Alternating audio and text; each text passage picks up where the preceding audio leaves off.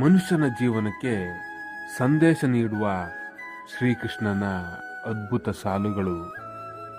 ಅಲ್ಲದ ವಿಷಯಗಳನ್ನು ಕೇಳುವವರಷ್ಟೇ ಅಲ್ಲ, ಅಲ್ಲದ ವಿಷಯಗಳನ್ನು ಹೇಳುವವರು ಕೂಡ ನಾಶವಾಗುತ್ತಾರೆ.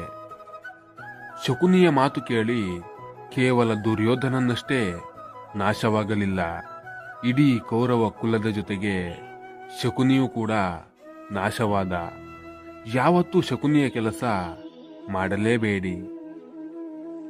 ಯಾವ ಹಸುವು ಕೂಡ ತನ್ನ ಕರುವಿಗೆ ಮೇವು ಸಂಗ್ರಹ ಮಾಡಿಟ್ಟು ಸಾಯುವುದಿಲ್ಲ.